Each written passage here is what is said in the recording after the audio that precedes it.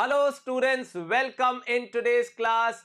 Today we are beginning with our new journey of physics of grade 11th. तो ठीक है students, आज का दिन बहुत ही रिमार्केबल होने वाला है। आप लोग ने डिसीजन ले लिया है कि अब आप लोग साइंस में आगे तरक्की करने वाले हैं, साइंस को कंट्रीब्यूट करने वाले हैं, साइंस से बहुत कुछ सीखने वाले हैं और डेफिनेटली आपका जो पूरा नजरिया है दुनिया को देखने का वो इन 2 साल के बाद जरूर बदल जाएगा। क्यों? क्योंकि अब आपको धीरे धीरे सब कुछ जानने को मिलेगा कि कैसे आपके आसपास की दुनिया काम कर रही है, कैसे अप्लायंसेस काम कर रहे हैं, कैसे नेचुरल फिनोमेना काम कर रहे हैं। तो इतना कुछ होगा सीखने के लिए, बहुत मजा आने वाला है। आपको हर वक्त एक्साइटेड रहना है, हर चीज को समझने के पॉइंट ऑफ व्यू से देखना है, ना कि सिर्फ मार्क्स लाने के हिसाब से। मार्क्स अपने आप आ जाएंगे, आपको सिर्फ कॉन्सेप्ट ऐसे समझना है जैसे आप किसी को पढ़ा सके। तो फिर कोई भी एग्जाम हो, चाहे जेई हो, चाहे नीट हो, चाहे बोर्ड्स हो, चाहे कोई भी और एग्जाम हो, आप उसको इजीली कर पाएंगे। हाँ, वो स्किल सेट है कि कैसे एग्जाम को अटेम्प्ट करना है, कैसे पेपर को अप्रोच करना है, वो हम धीरे धीरे पॉलिश करेंगे ही अपनी टेस्ट सीरीज के थ्रू। पर अभी हमारा जो मेन इंटेंशन है इन इस वीडियो सीरीज का, वो है एक एक करके सारे कॉन्सेप्ट्स को ढंग से समझ लेने का और सारी वैरायटी ऑफ न्यूमेरिकल्स को भी जान लेने का। ठीक है, तो ऐसा नहीं है कि फिजिक्स आप ग्रेड 11 में पहली बार पढ़ रहे हैं।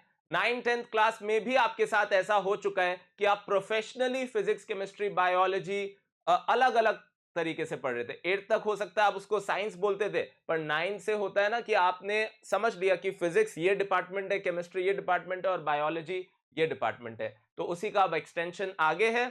एक और बात आपको रिमाइंड कर दूं, 11th क्लास जो है वो बिल्कुल 9th क्लास जैसी है। तो जो कॉन्सेप्ट्स आपने 9th में पढ़े थे, 11th में आप वापस से उन्हीं कॉन्सेप्ट्स को कहीं ना कहीं पढ़ने वाले हैं। हाँ, लेवल कुछ और होगा, डिटेल्स बहुत ज्यादा होगी, पर कॉन्सेप्ट्स या फिनोमेना वही होंगे।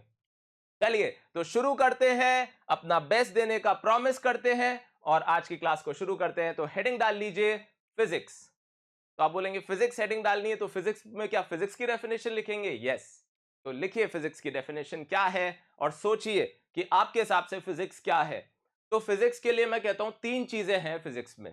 पहला है कि जो भी हमारे आसपास नेचुरल फिनोमेना है, हम उसको समझाने का इंटेंशन रखते हैं। क्या करते हैं? नेचुरल फिनोमेना को समझाने का। एप्पल पेड़ से नीचे गिर रहा है, कैसे गिर रहा है, कौन सा फोर्स है, कौन सा एक्सेलरेशन है, ये सब न्यूटन ने समझाया। तो पहला पहला इंटेंशन रहता है कि हम उसको एक मैथमेटिकल मॉडल भी दें और उस फिनोमेना को भी समझें। तो the first intention is to study the natural phenomena. दूसरा क्या है स्टूडेंट्स? दूसरा है मैन मेड अप्लायंसेस को समझना, उनकी वर्किंग को जानना कि फैन क्यों घूम रहा है, करंट पास करने से ऐसा क्या हो रहा है, एयर कंडीशनर कैसे काम कर रहा है, इलेक्ट्रिक कार कैसे काम कर रही है। बहुत सारी चीजें आपको जानने को मिलेगी over these 2 years. Solar cell कैसे काम कर रहा है, मतलब बहुत सारी रिलेटेबल चीजें। फिर क्या है? इसके बाद है एक बहुत इंपॉर्टेंट चीज जो हिडन रह जाती है हम जब फिजिक्स बोलते हैं, क्योंकि हम बोलते हैं कि हम बस आसपास की स्टडी कर रहे हैं। इसमें एक स्टडी ये भी है कि कैसे एक फिजिकल क्वांटिटी दूसरी फिजिकल क्वांटिटी, और फिजिकल क्वांटिटी क्या है वो मैं आपको समझाऊंगा। आप तो भी ऐसे समझ लीजिए कैसे कोई एक चीज कैसे किसी दूसरी चीज को अफेक्ट करती है। जैसे आपने पढ़ा होगा 10th क्लास में ओम्स लॉ, कि कैसे किसी कंडक्टर में करंट से पोटेंशियल डिफरेंस या पोटेंशियल डिफरेंस से करंट बदलता है। यानी एक चीज का रिश्ता दूसरे चीज से कैसा है, क्या वो प्रपोर्शन है, क्या वो इनवर्स प्रपोर्शन है, ये सब हम जानने वाले हैं किसमें? फिजिक्स में। तो लिखिए, it is a branch of science. Of course physics एक इंटीग्रल ब्रांच है साइंस की, तो it is a branch of science. ये नोट्स हमें लिखने होंगे, मैं आपको फिर से बोल देता हूं। जो लोग एकदम नए हैं, हमारी प्रीवियस क्लासेस उन्होंने नहीं अटेंड की है 9th-10th की, तो उनको मैं बता दूं नोट्स बनाना कंपलसरी है। इसको आपको एकदम लाइव क्लास की तरह लेना है, वरना वो पूरा इंटेंशन ही डाइल्यूट हो जाएगा। ठीक है, तो it is a branch of science in which we try to explain natural phenomena. पहली चीज क्या है? To explain natural phenomena, comma, to explain working of man made appliances. To explain natural phenomena, comma, to explain working of man made appliances. And तीसरा क्या है? To understand या correlate, कुछ भी लिख सकते हैं, to understand the dependence of one quantity on another quantity. फिर से रिपीट कर रहा हूं, to understand the dependence of one quantity over another quantity. तो ये तीन मेन पर्पस है। पहला है क्या जान लेना, मैन मेड अप्लायंसेस, दूसरा है नेचुरल फिनोमेना, और तीसरा है to understand the dependence of one physical quantity over another physical quantity. ठीक है, तो ये अब आपने लिख लिया। अब हम शुरू कर रहे हैं। क्या होता है, कोई भी नई लैंग्वेज आप पढ़ते हैं तो कैसे पढ़ते हैं, दो रूल्स हैं। पहले आप उसकी वोकैबुलरी को समझते हैं। जैसे आप इंग्लिश पढ़ रहे हो, हिंदी पढ़ रहे हो, कोई और लैंग्वेज पढ़ रहे हो, तो उसमें आप पहले जानोगे यार किन वर्ड से वो लैंग्वेज बनी है, कि अच्छा इसको फैन कहते हैं पर इसको पंखा भी कहते हैं। तो आपकी एक अंडरस्टैंडिंग, आपने रिलेट करना शुरू किया। तो अभी हमारा पर्पस यही है कि हम फिजिक्स शुरू करें, यानी हम कोई फिनोमिना पढ़े, कोई अप्लायंस पढ़े, कोई कोरिलेशन पढ़े, उससे पहले हम क्या करने जा रहे हैं, हम पढ़ने वाले हैं फिजिक्स का इंडेक्स, उसकी वोकैबुलरी, कि यार ये सारी चीजें हमें इन 2 साल में देखने को मिलेगी। ठीक है, तो वही है पहला चैप्टर जो हमें डील करना है। क्या है चैप्टर का नाम, हेडिंग डाल लीजिए, chapter number 1, units and measurement. ठीक है, तो आपने लिख लिया यूनिट्स एंड मेजरमेंट। जब भी मैं साइड होता हूं, इसका मतलब यह है कि आप वीडियो को पॉज कर लेंगे, जो भी कंटेंट स्लाइड पे है उसको अपने नोट्स में कॉपी डाउन कर लेंगे। चलिए, तो सबसे पहले जब मैंने कहा कि यार न्यूटन ने फॉर एग्जांपल बताया एप्पल पेड़ से नीचे गिरा, और फॉर्मूला जो था फोर्स का, that force is proportional to the product of the masses inversely proportional to the square of the distance between them, तो कुछ ऐसी टर्म्स यूज हुई, फोर्स, मास, डिस्टेंस। इनफैक्ट अगर आप 9-10 की बात करो तो आप ऐसी टर्म्स ही रिलेट कर पाओगे, work, energy, power, potential, current, resistance, ये सब कहलाती है फिजिकल क्वांटिटीज। तो what are physical quantities? These are the quantities which can be measured and in terms of which laws of physics are defined। तो define करने के लिए हमें किस चीज की जरूरत है? Physical quantities. सिंपल सरल भाषा में बात करें तो ये भी बोल सकते हैं कि these form the vocabulary of physics। these form the vocabulary of physics। ये क्या है? फिजिक्स की वोकैबुलरी है, आप ऐसा समझ सकते हैं। ठीक है, पूरी फिजिक्स की जो लिटरेचर है वो इन्हीं चीजों से बनी है। तो वो क्वांटिटीज जिनको मेजर किया जा सकता है। तो आपसे क्वेश्चन पूछता हूं, क्या ये पेन एक फिजिकल क्वांटिटी है? क्या ये पेन एक फिजिकल क्वांटिटी है? ये मेरा आपसे क्वेश्चन है। सोचिए, तो बोलेंगे हाँ सर पेन फिजिकल क्वांटिटी, उसको मेजर किया जा सकता है। नहीं, पेन को नहीं मेजर कर रहे। हाँ, ये एक अलग बात है, मैं बोल रहा हूं पेन को मेजर कर रहे हैं तो कई लोग समझ गए शायद पेन की लेंथ को मेजर करने की बात हो रही है, या पेन के मास को। तो पेन फिजिकल क्वांटिटी नहीं है। क्या फिजिकल क्वांटिटी है? पेन की लेंथ, या फिर पेन का मास, या फिर पेन का डायमीटर। तो मास, लेंथ, डायमीटर, ये सब फिजिकल क्वांटिटी है, पेन फिजिकल क्वांटिटी नहीं है। तो समझ गए आप लोग, फिजिकल क्वांटिटीज की बात होने जा रही है, और ये क्या है आप समझ गए। अब जब मैं कहता हूं कि यार ठीक है हम इस पेन की लेंथ को मेजर कर रहे हैं, तो मेजर करना क्या होता है? What do you mean by measurement? तो आप बोलोगे मेजरमेंट का मतलब क्या होता है, तो सोच लो इस बारे में।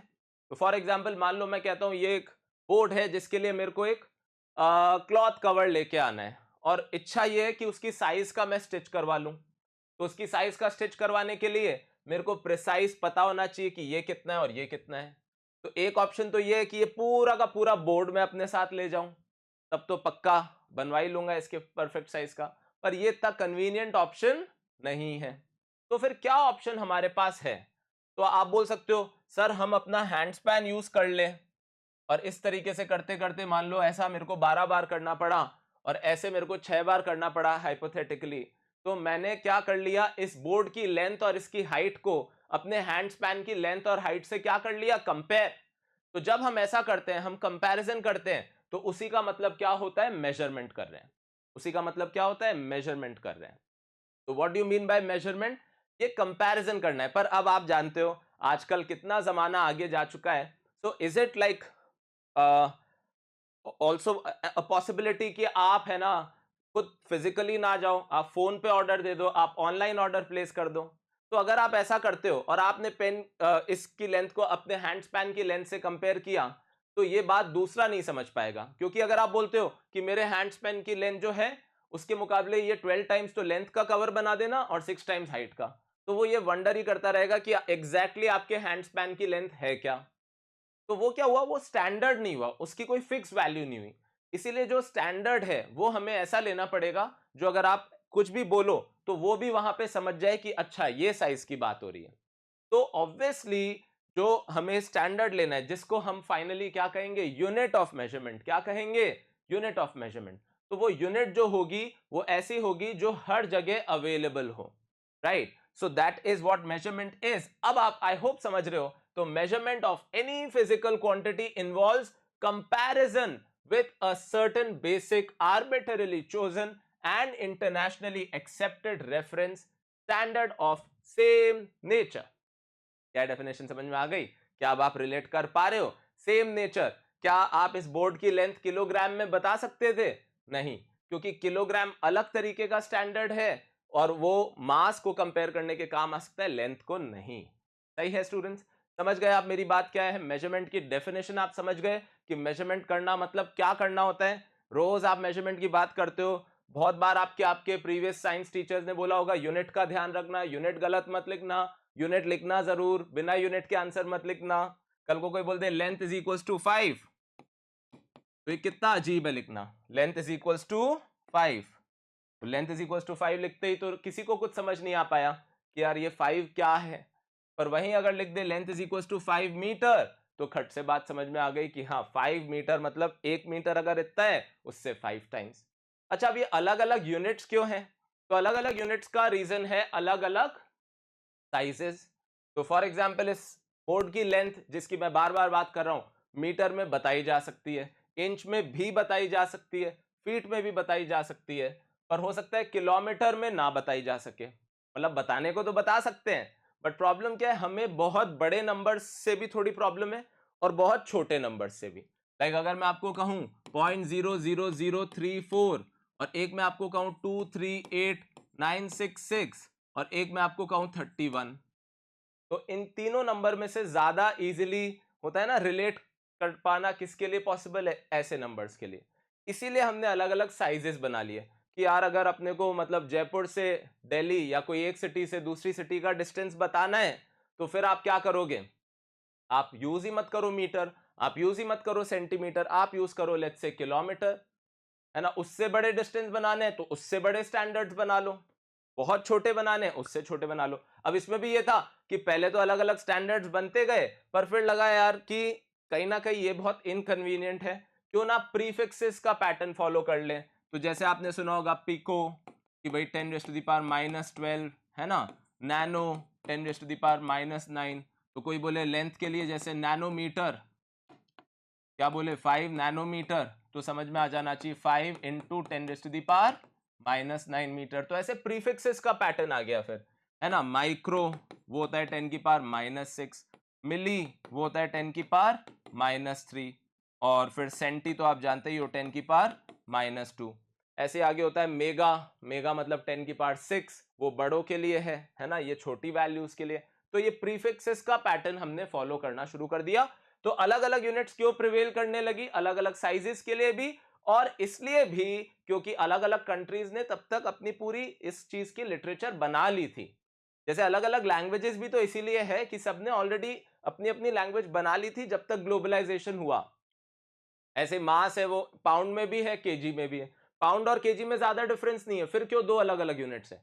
तो वो साइजेस अलग अलग नहीं काउंटर कर रहे, वो तो रीजन ये है कि अलग अलग कंट्रीज ने अपने अपने स्टैंडर्ड्स ही बना लिए। तो आप लोग समझ रहे हैं मैं क्या कहना चाह रहा हूं? तो ये पूरी बात है यूनिट्स की। अब कैरेक्टरिस्टिक्स क्या होती है ऑफ गुड यूनिट? तो आप कह सकते हो वो इजीली अवेलेबल होनी चाहिए।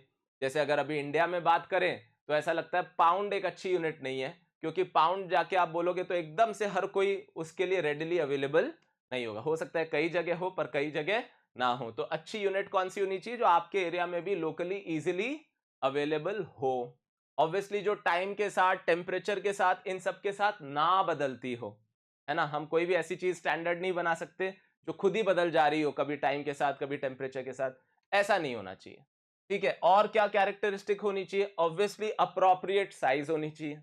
हम हमेशा ये चाहेंगे कि मतलब अगर क्या डायमेंशन है उसके हिसाब की यूनिट हो, है ना। वही वाली बात वापस वापस कहूंगा, इस पेन की लेंथ के लिए किलोमीटर एक अच्छी यूनिट नहीं है, ऐसा हम कह सकते हैं। ठीक है, सेम नेचर तो खैर होना ही चाहिए, उसमें तो कोई बात ही नहीं। तो आप लोग समझ रहे हो, अभी हम फिजिक्स नहीं पढ़ रहे हैं, अभी हम लोग थोड़ा सा कंफर्टेबल हो रहे हैं फिजिक्स की दुनिया से। एक तरीके से बुक का इंडेक्स खोलने जैसा है। चैप्टर तो बाद में पढ़ेंगे, अभी तो इंडेक्स खोल के थोड़ा उसी को निहार रहे हैं कि अच्छा ये सब बातें होने वाली है फ्यूचर में। तो मैं रुकता हूं, एक बार साइड में आपको जो कुछ लिखना है आप लिख लीजिए, फिर हम आगे बढ़ते हैं। ऑल राइट, तो अब जो नेक्स्ट बात हमें करनी है वेरी क्विकली, कि फिजिकल क्वांटिटीज में भी अब एक प्रॉब्लम ये हो गई कि हजारों फिजिकल क्वांटिटीज हो सकती है। अब जब इतनी फिजिकल क्वांटिटीज होगी तो उनकी बहुत सारी यूनिट्स भी बना ली। अब बहुत सारी यूनिट्स बना ली तो प्रॉब्लम क्या होगी, उनको याद रख पाना और उनको रिलेट कर पाना मुश्किल होता जा रहा है। तो फिर एक आइडिया आया। तो हुआ क्या, जैसे अलग अलग सिस्टम ऑफ यूनिट्स प्रिवेल कर रहे थे, है ना, अलग अलग सिस्टम ऑफ यूनिट्स प्रिवेल कर रहे थे। जैसे आपको बताऊं, सीजीएस, एफपीएस, एमकेएस। भाई एमकेएस हो गया मीटर किलोग्राम सेकंड, सीजीएस हो गया सेंटीमीटर ग्राम सेकंड, एफपीएस हो गया फुट पाउंड सेकंड। तो ऐसे अलग अलग सिस्टम ऑफ यूनिट्स प्रिवेल कर रहे थे। फिर एक कमिटी थी यूनाइटेड नेशंस के under, IBWM, that is international bureau of weights and measurement. जैसे उन्होंने, यूनाइटेड नेशन ने कहा कि भाई English will be the international language, तो कोई भी कम्युनिकेशन होगा one country to another, it has to happen in English. वैसा ही कुछ सीन याद था कि इन्होंने कहा कि यार ऐसे तो बहुत सारी यूनिट्स हो जाएगी, बहुत डिफिकल्ट हो जाएगा कम्युनिकेट करना, क्यों ना एक एसआई यूनिट बना दी जाए, स्टैंडर्ड इंटरनेशनल यूनिट बना दी जाए, जो हर किसी को पता हो, चाहे वो जापान हो, चाहे वो चाइना हो, चाहे वो इंडिया हो, हर किसी को वो यूनिट के बारे में अंदाजा हो। तो ऐसा ही कुछ सीन हुआ। अब जब ऐसा सिस्टम बन रहा था तो उसमें यह चक्कर हुआ कि ऐसे तो कितनी चीजों की यूनिट देंगे। तो उन्होंने बहुत स्मार्ट प्ले किया। उन्होंने कहा सबसे पहले अपन फंडामेंटल क्वांटिटीज की बात करते हैं, यानी ऐसी क्वांटिटीज की बात करते हैं जो सबसे बेसिक है, जिनसे हमारा काम लगभग पूरा कवर हो जाए, यानी उनकी मदद से बाकी सब डिफाइन हो जाए। तो उनको उन्होंने क्या नाम दिया, फंडामेंटल क्वांटिटीज।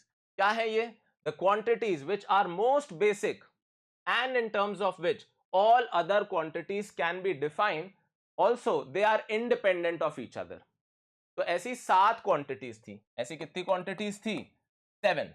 तो देयर वर 7 फंडामेंटल क्वांटिटीज जिनकी मदद से हम पूरी फिजिक्स की लिटरेचर को संभाल सकते हैं।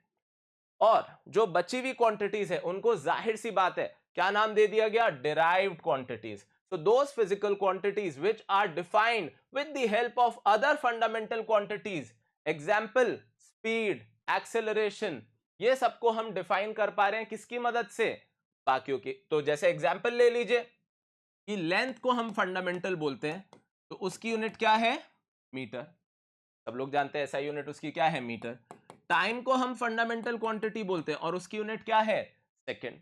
तो हमें स्पीड हो या वेलोसिटी हो, इनके लिए नए सिरे से यूनिट नहीं सोचनी पड़ी। हमने कहा कि यार स्पीड होता है डिस्टेंस अपॉन टाइम, तो क्यों ना उसकी यूनिट बस हो गई मीटर पर सेकेंड या फिर मीटर सेकेंड -1। यानी हुआ क्या, बेसिकली हमने क्या कर दिया, हमने इनके बेसिस पे बाकी सबको भी डिफाइन कर दिया, है ना।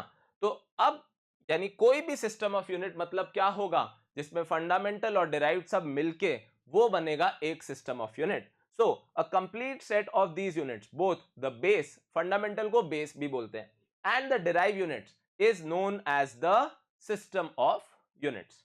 कॉपी करिए, मन से सीखिए, कोशिश करिए कि कुछ भी रटने की जरूरत ना पड़े।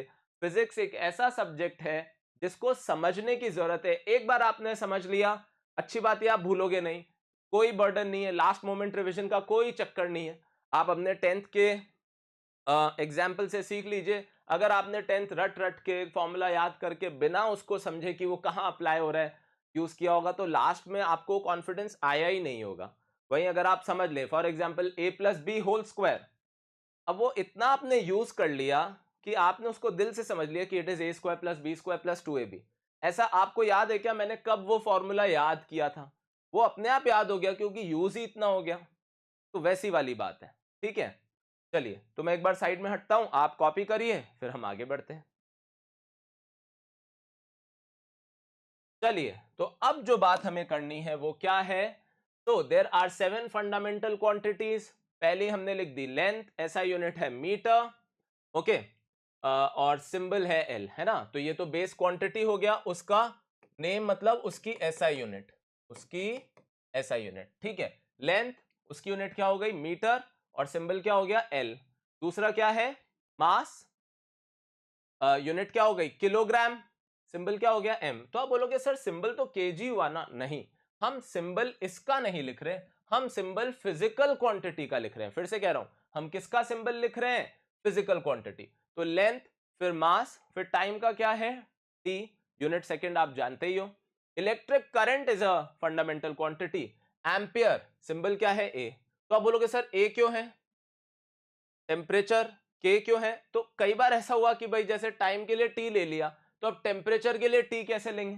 तो कई बार तो सिंबल यूनिट के अल्फाबेट से ले लिया, और मतलब क्वांटिटी के अल्फाबेट से ले लिया, तो कई बार यूनिट के अल्फाबेट से ले लिया। इसीलिए टेम्परेचर की जो ऐसा यूनिट है केल्विन, उसका सिंबल टेम्परेचर का क्या ले लिया के, जबकि इलेक्ट्रिक करंट का क्या ले लिया ए, फिर से जो उसकी यूनिट है। ये आपको ध्यान में होना चाहिए। फिर अमाउंट ऑफ सब्सटेंस, जो आप जानते हो कितने पार्टिकल्स को मिला के कोई सिस्टम बना है, कोई भी बेसिक सिस्टम है उसमें कितने एलिमेंट्री पार्टिकल्स है, तो वो तो सीधे मोल के ऑर्डर के होते हैं। एवोगाड्रोस नंबर, एवोगाड्रोस नंबर क्या होता है 6.022 इंटू 10⁻23, तो उसे कहते हैं 1 मोल ऑफ पार्टिकल्स। ऐसे एक होता है ल्यूमिनस इंटेंसिटी, जो कि बताता है कोई भी लाइट कितनी ब्राइट है, उसको हम मेजर करते हैं किसमें, कैंडेला में, और उसका सिंबल क्या है सी डी। तो ये आपकी जनरल नॉलेज होनी चाहिए कि हमारे को ये 7 क्वांटिटीज से मेनली काम पड़ने वाला है। क्या है ये 7 क्वांटिटीज, फटाफट से वीडियो पॉज करके लिख लीजिए, ये अच्छे से ये टेबल अपनी नोट्स में भी बना लीजिए। चलिए, तो अब ये 7 क्वांटिटीज से आपकी दोस्ती हो गई, तो there are 2 supplementary quantities also. क्या है, 2 सप्लीमेंट्री क्वांटिटीज है। अब ध्यान से समझना, सप्लीमेंट्री क्वांटिटीज क्या होती है, बेसिकली मैथ्स का इन्वॉल्वमेंट है। तो ये ना फंडामेंटल है ना डिराइव्ड है, ये ऐसी क्वांटिटीज है बेसिकली जो मैथ का एक बहुत इंपॉर्टेंट कंपोनेंट इंक्लूड कर लेती है, जिसका नाम क्या है एंगल। तो प्लेन एंगल तो जाहिर सी बात है प्लेन में यानी 2D, और सॉलिड एंगल किस में 3D।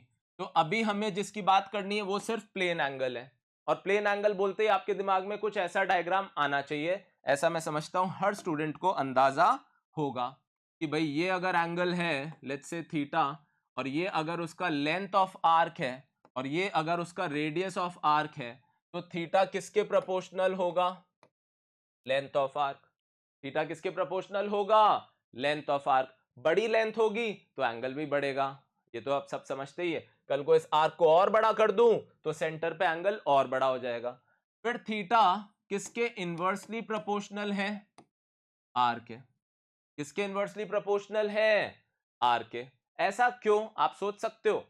मान लो मैंने कहा यही आर्क है, और इस आर्क थोड़ा कर्वेचर बदलेगा, पर इस आर्क के लिए अगर मैं एंगल बड़ा कर दूं, सॉरी रेडियस बड़ा कर दूं, इस आर्क के लिए अगर मैं रेडियस बड़ा कर दूं, ध्यान से सुनना स्टूडेंट्स, तो फिर क्या एंगल उतना ही रहेगा या एंगल छोटा हो जाएगा। तो आप बोलोगे सर अब एंगल छोटा लग रहा है, जितना आप और दूर जाते जाओगे एंगल और छोटा होता जाएगा। यानी थीटा किसके प्रोपोर्शनल है, लेंथ के, और किसके इनवर्सली प्रोपोर्शनल है, आर के। और इसकी मदद से हमने क्या डिफाइन किया, हमने डिफाइन किया एंगल। तो क्या डिफाइन किया एंगल हमने, theta is equals to L by R. क्या डिफाइन किया, theta is equals to L by R, where L is the length of arc and R is the radius of the arc। सोच पा रहे हो बात को, ठीक है सर, हमने डिफाइन कर दिया इस तरीके से एंगल। अब इसकी SI यूनिट 2D में क्या होगी, 2D में एंगल है ये, हमेशा उसको हम थीटा से डिनोट करते हैं।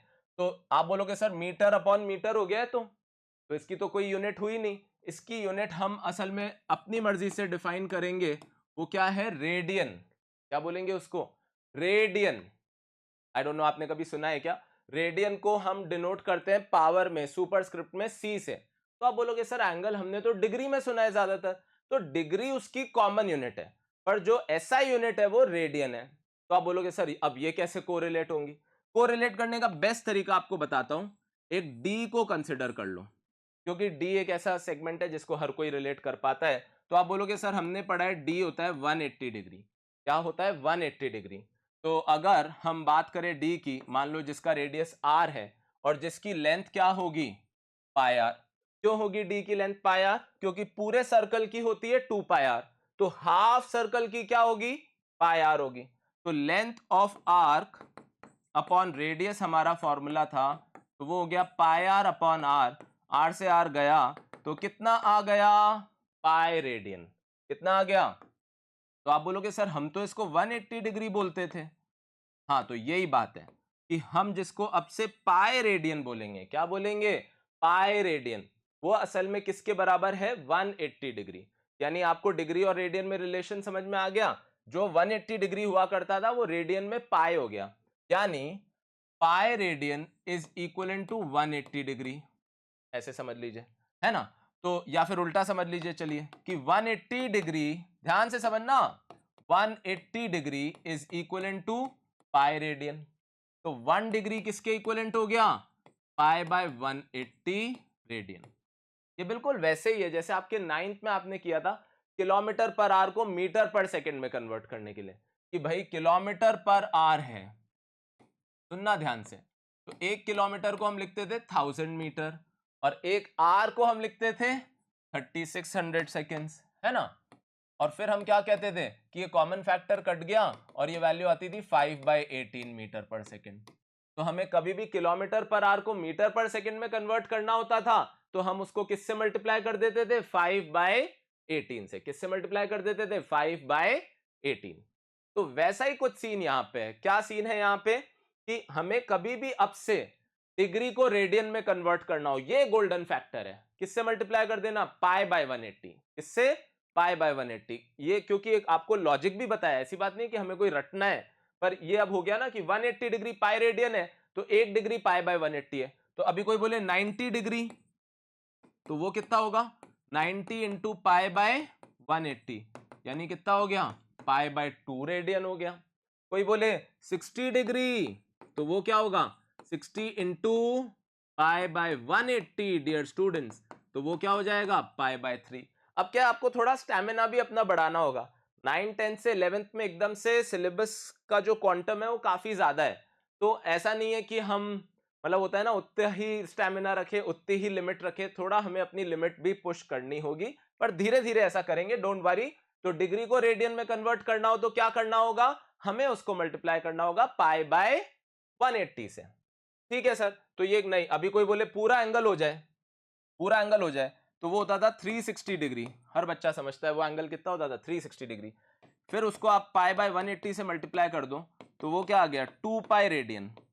वो क्या आ गया, 2 पाई रेडियन। यानी जो आपके लिए अभी तक कितना हुआ करता था 360 डिग्री, वो अब से 2 पाई रेडियन हो गया। इसलिए मैं ये बता रहा हूं क्योंकि अब ज्यादातर बात जो है वो आप रेडियन के टर्म्स में करेंगे, डिग्री नहीं, बल्कि किसको डील करेंगे, रेडियन। तो हर बच्चे को ये गोल्डन चीज पता होनी चाहिए कि डिग्री से जब भी रेडियन में पहुंचना हो तो पाई बाय 180 से मल्टीप्लाई करना है, और रेडियन से डिग्री में पहुंचना हो तो 180 बाय पाई से मल्टीप्लाई कर देना। उल्टा हो गया ना, इससे डिवाइड करना है यानी 180 बाय पाई से मल्टीप्लाई कर देना। पर ज्यादातर हमें डिग्री से ही रेडियन में आना होगा क्योंकि हमें एसआई सिस्टम में आना होगा। इतना समझ गए। इसके अलावा कोई और यूनिट जानते हो? बिल्कुल, एक और यूनिट है जो बहुत छोटी यूनिट है एंगल को नापने की। तो होता ऐसा है कि हम अगर जैसे दो लाइंस को देख रहे हैं जो एक दूसरे के बहुत करीब है ना, एक दूसरे के बहुत करीब है ऐसे, तो आप बोलोगे हाँ सर हमें दो लाइंस दिख रही है। पर अगर आप दूर जाते जाओगे, दूर जाते जाओगे, दूर जाते जाओगे, दूर जाते जाओगे, तो ये लाइंस धीरे धीरे मर्ज हो जाएगी, यानी आपको वो एकदम से एक दिखने लगेगी। जैसा कई बार रेलवे ट्रैक्स में भी होता है ना, डिटेल दिखती है आपको, जैसे जैसे आप पास जाते हो आपको डिटेल दिखती है, दूर जाते हो डिटेल गायब होती जाती है, लाइंस या पॉइंट्स मर्ज होते जाते हैं। तो लाइंस या पॉइंट्स मर्ज कब हो जाते हैं, जब लास्ट एंगल हमारी आंखों पे जो होता है वो होता है 1/60 ऑफ अ डिग्री। कितना होता है, 1/60 ऑफ अ डिग्री। तो बोलोगे सर 60 का फैक्टर आ गया, 60 तो कहीं सुना सुना फैक्टर है, जैसे टाइम के कॉन्टेक्स्ट में मिनट सेकंड। तो बस वहीं से हमने कॉन्सेप्ट चुरा लिया कि यार जब भी 1/60 ऑफ अ डिग्री को बोलना होगा तो उसको मिनट बोल देंगे। क्या बोल देंगे, मिनट। जैसे 1 आवर में 60 मिनट होते हैं, वैसे ही 1 डिग्री को अगर 60 पार्ट्स में तोड़ो तो 1 मिनट बनता है। फिर से कह रहा हूं, जैसे 1 आवर को 60 टुकड़े करो तो 1 मिनट निकलता है, वैसे ही 1 डिग्री को 60 टुकड़े करो तो क्या निकलता है, 1 मिनट ही निकलता है। तो इसको भी मिनट बोल देते हैं, पर इसको डिनोट करते हैं 1 सिंगल डैश से। इससे डिनोट करते हैं सिंगल डैश। तो 1 मिनट किसके बराबर होता है, 1/60 ऑफ अ डिग्री। ये भी आप ध्यान में रखना। हालांकि मेरे को बताना रेडियन ही था, पर ये इसलिए बता रहा हूं क्योंकि आपने कभी ज्योग्राफी में पढ़ा होगा ट्रॉपिक ऑफ कैंसर, कैप्रिकॉन, तो ऐसे लिखा होता है 23 डिग्री 30 डैश, तो वो डैश असल में क्या होता है, मिनट्स होता है। मिनट्स बोले तो 1/60 ऑफ अ डिग्री। फिर माइक्रोस्कोप्स आ गए, टेलीस्कोप्स आ गए, वो तो और भी छोटे एंगल नाप सकते हैं। तो फिर उसी टर्मिनोलॉजी को आगे बढ़ा दिया कि अगर उसके फर्दर टुकड़े कर दो 60, तो जो एंगल बन जाएगा उसे कहेंगे 1 सेकेंड। यानी 1 सेकेंड क्या होता है, 1 डिग्री का भी, सॉरी 1 मिनट का भी 60th पार्ट। यानी 1 सेकेंड कितने डिग्री के बराबर हो गया, 1/3600, 60 इंटू 60।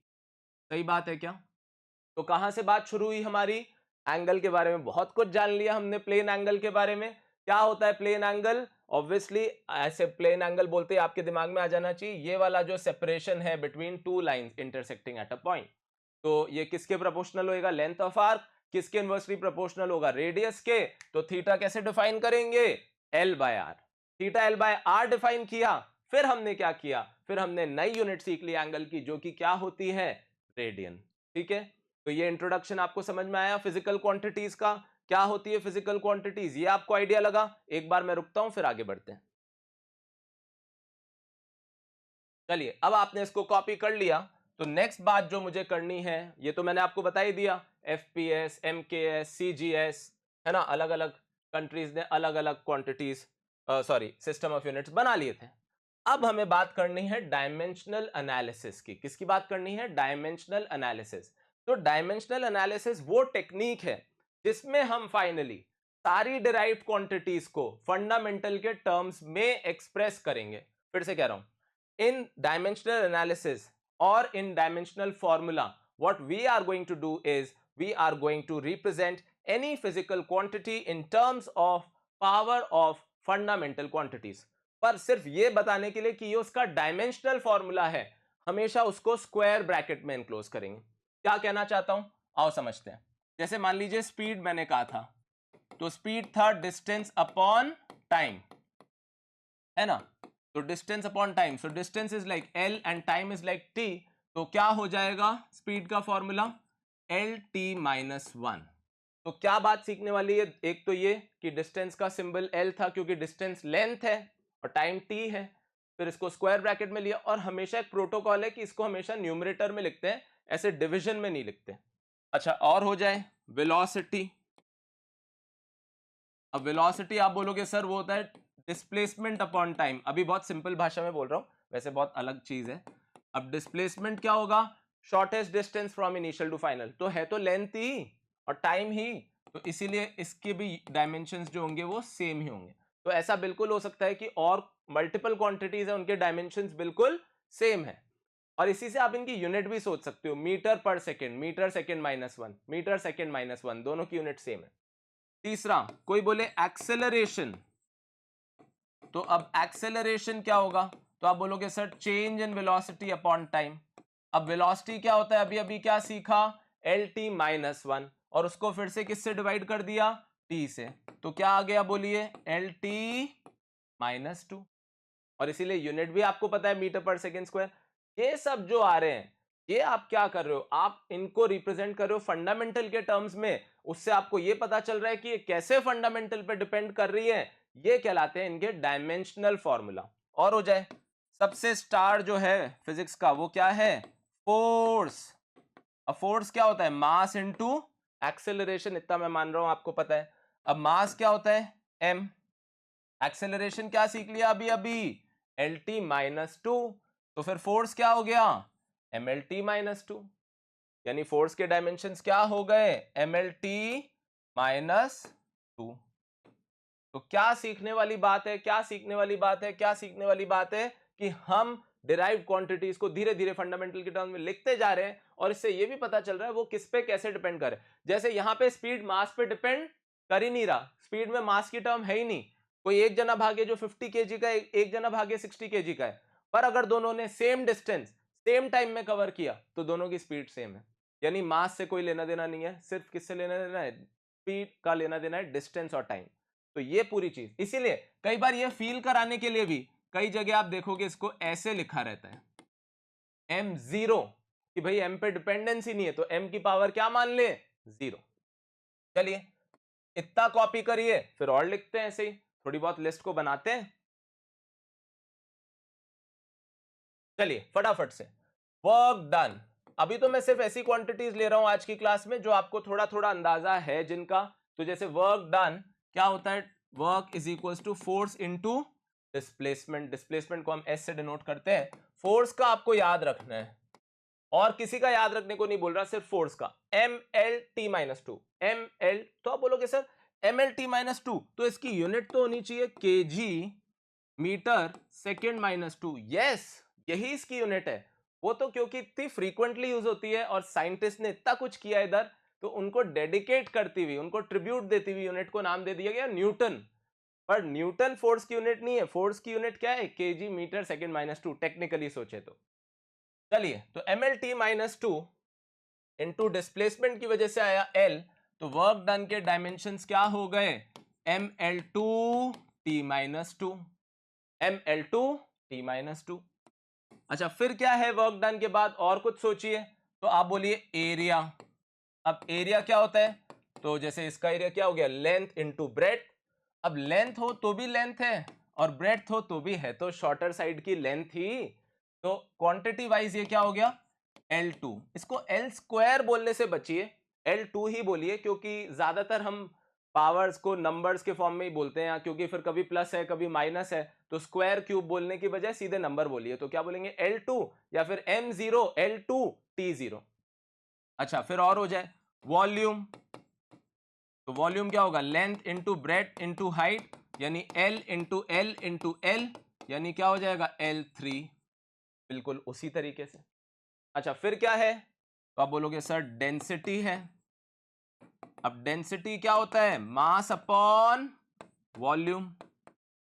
मास हो गया m, वॉल्यूम हो गया L3, तो ये क्या हो गया ml माइनस 3। लिखते जाइए, इतने तो लिखते जाइए, क्योंकि ये तो बहुत मैनेजेबल है, ये तो हम वैसे भी बहुत इजीली समझ ही सकते हैं। ठीक है, पर बेसिकली हम कर क्या रहे हैं, हम हर वक्त डिराइव्ड क्वांटिटी को किसके टर्म्स में एक्सप्रेस कर रहे हैं, फंडामेंटल के टर्म्स में एक्सप्रेस कर रहे हैं, यानी उसका डायमेंशनल फॉर्मूला हम बता दे रहे हैं। चलिए थोड़े से और लिखते हैं, थोड़े से और लिखते हैं। तो यहां तक डेंसिटी तक हो गया, तो और हो जाए थोड़े से, तो लेट्स से इसके बाद हम बात कर सकते हैं प्रेशर की। अब प्रेशर क्या होता है, तो आप बोलोगे सर फोर्स पर unit area, force upon area. अब फोर्स हमने याद कर ही लिया, M L T minus two, और एरिया क्या होता है L2, तो उस हिसाब से फोर्स के डायमेंशंस, सॉरी प्रेशर के डायमेंशंस क्या आ गए, M L minus one T minus two. बहुत हो सकते हैं, ऐसे ही मान लीजिए हो गया काइनेटिक एनर्जी।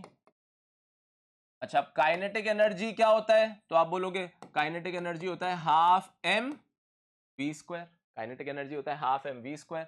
अब हाफ तो एक नंबर है, वो कोई उसकी डिपेंडेंस नहीं है किसी फंडामेंटल पे, तो उसको इग्नोर करिए, हम सिर्फ डिपेंडेंस बताना चाह रहे हैं। एम मास है, velocity L T minus one, उसका स्क्वायर, तो क्या आ गया M L two T minus two. क्या आ गया M L two T minus two. देखा देखा लग रहा है क्या, बिल्कुल देखा देखा है। किसके डायमेंशंस बिल्कुल सेम हैं, वर्क के। और तभी इसकी यूनिट को अगर जूल बोल पाए थे, तो फिर काइनेटिक एनर्जी को भी जूल कह दिया गया, क्योंकि ये सिमिलर डायमेंशंस पोजेस करते हैं। मोमेंटम, मोमेंटम ऐसे ही हम तो थोड़ी क्वांटिटीज आज लिख रहे हैं जिससे आपको थोड़ा थोड़ा पैटर्न समझ में आए। मोमेंटम होता है मास इंटू वेलोसिटी, तो वो हो जाएगा M L T minus one, है ना। और हो सकता है, और हो सकता है, तो अब आप बोल सकते हो एक हो सकता है पावर। पावर, पावर होता है work done upon time. Work done अभी अभी सीख ही लिया, M L two T minus two, और उसको फिर से टाइम से डिवाइड कर दिया, तो पावर के डायमेंशंस क्या आ गए, M L two T minus three. तो ये किसके डायमेंशंस हो गए, पावर के। ऐसे ही आपने सुना होगा ग्रेविटेशनल कांस्टेंट, कई बार ऐसा होता है कांस्टेंट है पर यूनिट है, डायमेंशंस है। F is equals to G M one M two upon R square, सुना है सबने। तो F क्या है एम एल, तो आप ऐसा भी कर सकते हो, G को आप लिख सकते हो F R square upon M one M two. अब f क्या है, mlt माइनस 2, r स्क्वायर बोले तो डिस्टेंस का स्क्वायर, और m1 m2 बोले तो m इंटू m। तो g के डायमेंशंस क्या हो गए, m minus 1 l3 t minus 2। क्यों m माइनस 1, एक m से एक m गया, ऊपर गया m, पावर हो गई माइनस 1। ये तो जानते हैं ना, नीचे वाली टर्म ऊपर जाती है तो पावर नेगेटिव हो जाती है, l3 t माइनस 2। और सोच लीजिए, कुछ और जाना पहचाना। कोई बोले रिफ्रैक्टिव इंडेक्स, तो वो होता था speed of light in vacuum upon speed of light in medium. तो speed of light in vacuum क्या है सर, वो तो स्पीड है तो एल टी माइनस 1, और मीडियम क्या है सर, वो भी स्पीड है तो वो भी एल टी माइनस 1। तो क्या ऐसा हो सकता है कि कोई चीज के डायमेंशन ही ना हो, बिल्कुल हो सकता है। ऐसी क्वांटिटीज को हम कहते हैं डायमेंशन लेस क्वांटिटी। ऐसे ही एंगल, एंगल भी क्या हो गया, L बाय आर, तो वो भी क्या हो गया, डायमेंशन लेस। ऐसे ही trigonometric ratio sine theta perpendicular upon hypotenuse, वो भी डायमेंशन लेस, क्योंकि परपेंडिकुलर भी लेंथ है और हाइपोटेन्यूस भी लेंथ है ना। तो इस तरीके से चलो एक अपन लिखते हैं थोड़ा सा अलग, चार्ज। तो आप बोलोगे सर चार्ज होता है करंट इनटू टाइम। चार्ज क्या होता है, करंट इनटू टाइम। तो अगर चार्ज करंट इनटू टाइम होता है तो करंट को हम रिप्रेजेंट करते हैं ए से और टाइम को टी से, यानी चार्ज के भी डायमेंशन आ गए ए इंटू टी। समझ रहे हैं। ऐसे ही हो सकता था पोटेंशियल, पोटेंशियल होता है work done per unit charge. सीखा होगा आपने 10th में, नहीं सीखा तो अभी जान लीजिए, 12th में हम फिर सीख लेंगे। अब वर्क डन क्या होता है, ml2t माइनस 2, और चार्ज क्या होता है at। चार्ज क्या होता है at। तो क्या आ गए पोटेंशियल के डायमेंशंस, तो वो आ गए ml2t माइनस 3 a माइनस 1। तो अभी ये जो हम डायमेंशन सीख रहे हैं, ऐसा नहीं कोई चैप्टर सीख रहे हैं, ये तो फिजिक्स में पूरे थ्रू आउट 2 साल काम आने वाला है और पूरी लाइफ काम आने वाला है आपको। तो बहुत अच्छे से सीखिए। ऐसा नहीं कि मैं सारा प्रेशर आज ही आप पे डाल दूंगा। आज मैंने बस क्लास की शुरुआत की है, आपको आइडिया दिया है कि फिजिक्स क्या चीज है, फिजिक्स में हम क्या करने वाले हैं, और थोड़ा सा उसके इंडेक्स का आइडिया दे दिया, डायमेंशंस आपको समझा दिया। आई होप आप ज्यादातर चीजें कैच कर पाएंगे, पर थोड़ा थोड़ा पढ़ते हैं, प्रॉपर रिविजन करते हैं।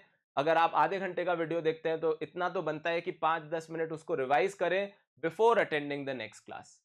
ठीक है, तो एक बार मैं साइड में हटता हूं, आज की क्लास इतना ही रखते हैं। अगली क्लास में इस पूरे कॉन्सेप्ट को कैसे यूज करना है, कैसे बड़े बड़े न्यूमेरिकल्स को हम डायमेंशन से खत्म कर सकते हैं, ये सब जानने को मिलेगा। ठीक है स्टूडेंट्स, तो आई होप आपने नोट्स बनाए प्रॉपरली। आज के लिए इतना ही रखते हैं, फिर मिलते हैं अगली क्लास में, and then we will start talking about what are the applications of dimension analysis. There is so much to learn. Keep working hard and I will meet you soon in the next one. Thank you for your time, bye bye. If you enjoyed this video, please don't forget to like, share and subscribe to our channel.